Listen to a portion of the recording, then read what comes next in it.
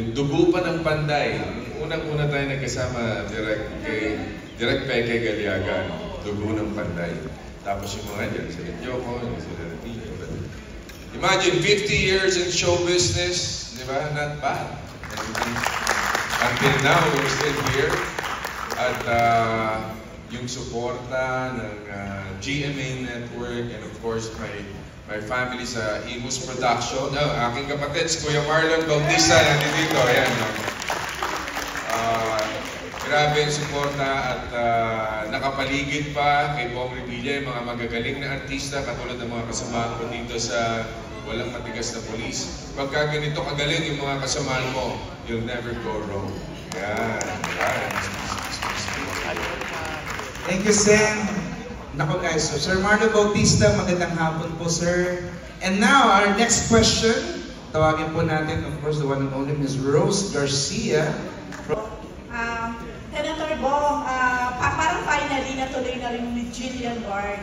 Pero paano po ba? Parang regular po ba siya dito or parang special guest lang? Paano po? Panoorin na lang natin.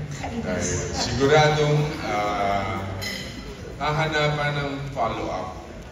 No? Kaya ayoko muna i-reveal yung mahaba yung magiging role niya. So, basta abangan nyo, panoorin nyo, at I'm sure maibigan nyo yung sa story. Sa season 4 siya, Bobo? Season 3 and sa susunod. Ayun. So parang patikim na ba to, Sen, sa inyong dalawa ni Jillian, na ang next naman ay movie na? Kasi di ba, originally sa movie talaga. Actually, yun ang pinaplano di ba? Parang ganun. So, ayan, basta abangan.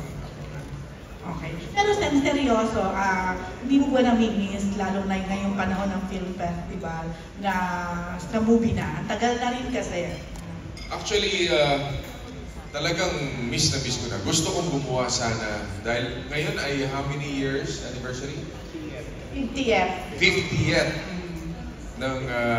ng Metro Manila Film Festival. Dapat may entry ako dyan. Dahil siyempre, usually every year meron tayong kasama na pelikula dyan.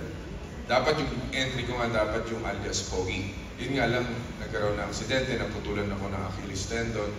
But luckily, I was able to recover ng ganitong kabilis. Pero kung gagawin yung alias Pogi, hindi pa rin naaabot sa kaya napakaswerte ko rin at nakagawa ako ng Walang Matigas na Pulis. At nakikita nyo naman, nakakatalon ako, nakakadive ako, nakakatakbo ako.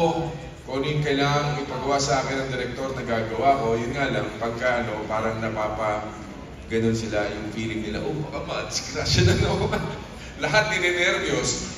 Merong isa eksena dyan, nandun ako sa ibabaw, biglang nahulog ako dun sa sasakyan, lahat dyan, biglang tahimik lahat. Hindi na, sabi ka mo, okay. So, basta nung binigyan ako ng go signal ng doktor ko, you can do anything.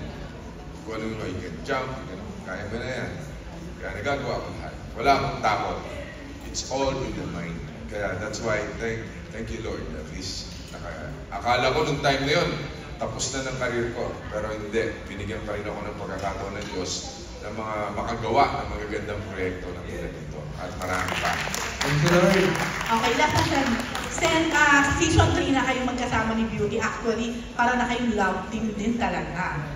So, ano yung bagong dynamic sa inyo ngayon? Or, yeah. Marami. Ikaw na Beauty magsabi. Sige, ikaw na. Biglang ka.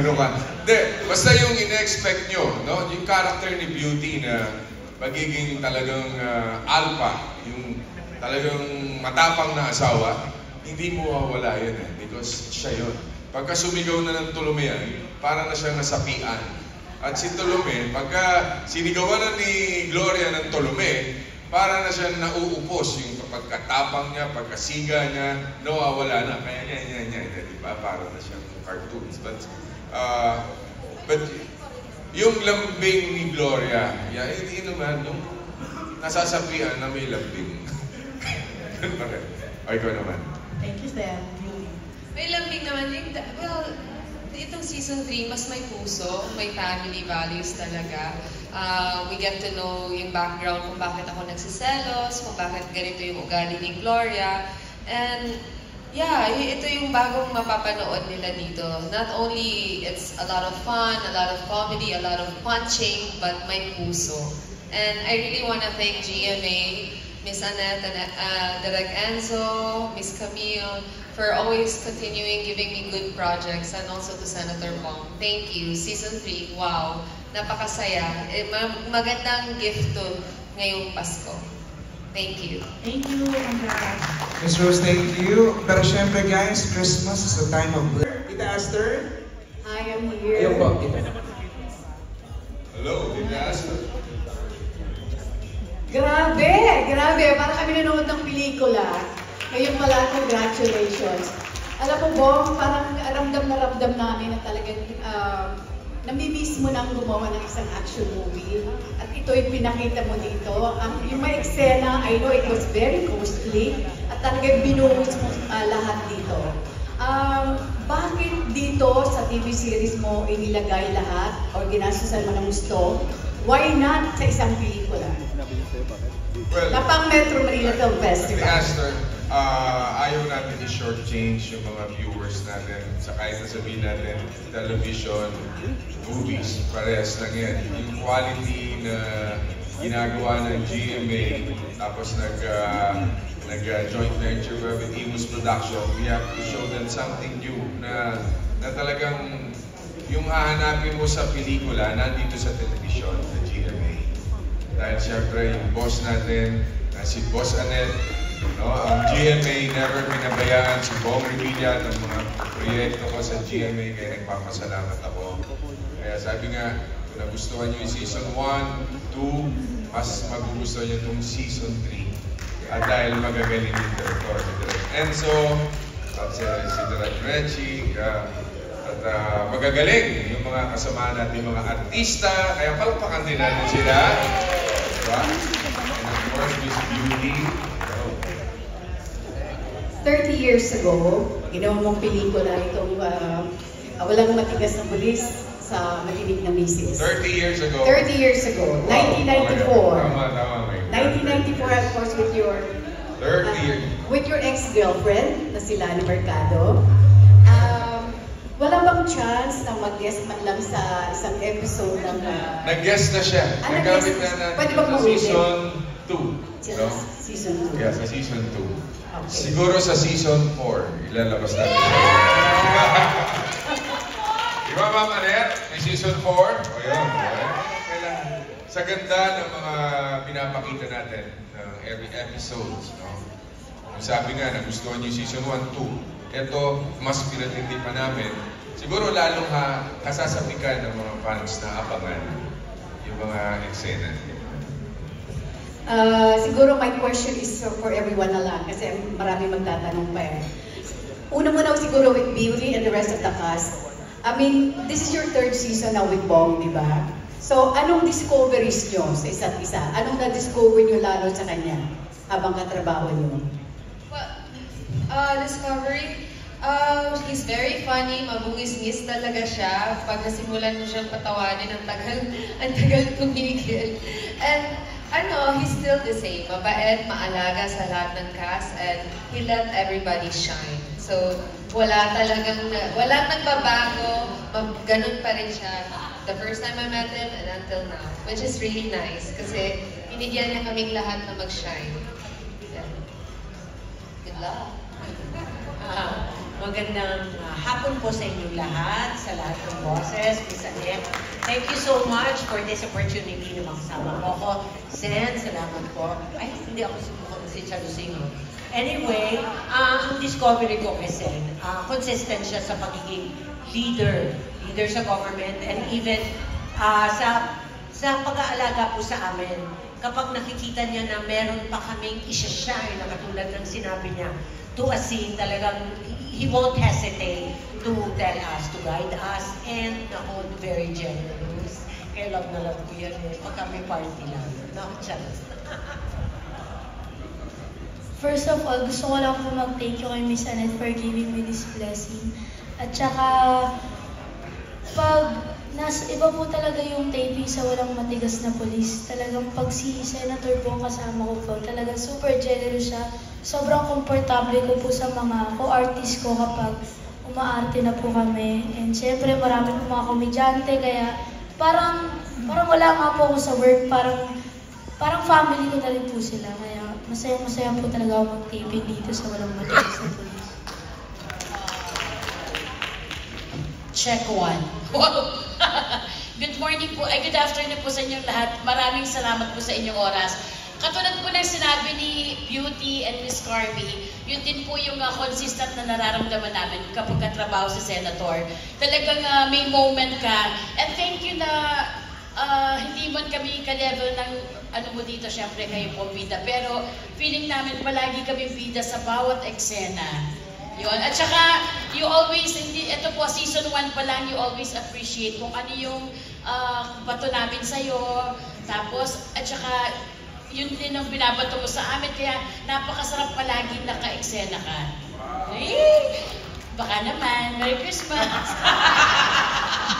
Hindi, pero totoo po yun. Kaya, oo, may kaba kapag kaka-eksena ka, pero palaging may achievement at saka ang sarap ng pakiramdam sa bawat eksena.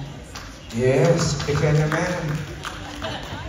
Ako naman, I'm honored na makasama ulit dito sa Season 3 kasi from Season 2, nag-guest lang po ako, tapos tinuloy-tuloy na nila. Sobrang salamat Kuya Sen, sa buong staff ng GMA, Ma'am Annette, maraming salamat po sa lahat ng direktor. Ang discovery ko kay Kuya Sen, habang patagal na patagal nakikita ko siya, parang mas pagaling siya ng pagaling eh. Alam mo yun, kumbaga parang wala nang action star na ganyan ang ginagawa ngayon na tumatalon sa kotse, may mga sabog na tunay, di ba? Tumatumbling. So parang sa akin, isa na siya sa pinaka-hinahangaan ngayong action star. Bukod kay Ninyo Mulang. No? So, ako honored ako makasama rito. Abangan niyo po itong Season 3. Kung nagandahan po kayo sa Season 2, mas maganda itong Season 3. Ayan. Salamat po. Magandang tanghali sa inyo lahat. Sa Channel 7 at sa Imus Production, maraming salamat po. At ako'y nakasama dito sa TV show ni Kuya Bong. Since Vice Go, hanggang Go, hanggang Senate, wala pa rin pagbabago. Sen, maraming salamat po.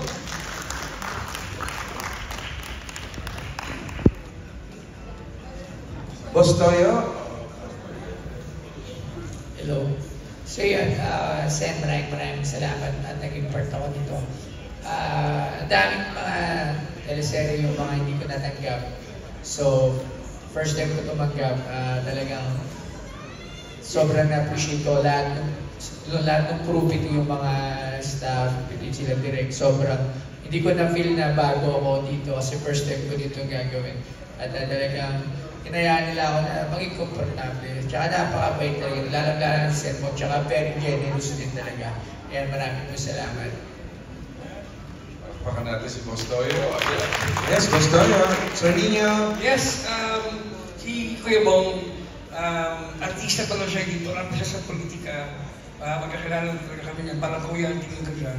At ito lang ang sabi ko. Ito walang halong kaplastikan to ha. Lalaki ko na pinakababait na artista talaga na nakilala ko ever since. Naman po akong dito. Ito yan, galing sa puso ko. Yun, next. Magandang hapon sa inyo lahat at maraming salamat. Maraming salamat sa GMA. Alam mo, 32 years na palang the first time I worked with GMA, 32 years na yung over the bakod. So, at saka kay Bong naman, matagal na rin, mga 30 years na rin nata tayo nagkakatrabaho. Idol ko si Cap. At saka yung mga pelikula na ginawa natin noon, ng mga alias. Ito naman, so maraming salamat. May reunion ako sa aking mga old friends, kagaya si Onin, si Gestoni. Nagkatrabaho, huli kami. Maraming salamat sa inyo, Bong. Maraming salamat. Thank you. Talagang old na si Nico. Thank you. Good afternoon, everyone. Of course, GMA7, Mama Nen, and everybody. Matagal na rin po sa GMA, 1986 pa. That's entertainment. Andiyan na ako. Matagal na. So, maraming salamat po sa ating mga proyekto. Of course, Imos Productions. At sa lahat ng ating press people na mula noon hanggang ngayon ay nandyan, sumusuporta. Of course, ito pong Season 3. Season 2, nasama na ako kay Senator Bong. Si Senator Bong naman mula noon, nung nakilala ko at naging kakilala at kaibigan, ay hindi mo nagbabago sa kanyang pagiging mabait, humble na tao, at hindi ho niya pinababayaan magutom ang mga tao sa Senator. Talagang alagang-alaga po kami lahat. And of course, habang tumatagal, lalong tumitibay, lalong umuhusay, lalong gumagaling bilang aktor. Magandang tanghali po. Thank you. Yes, nako.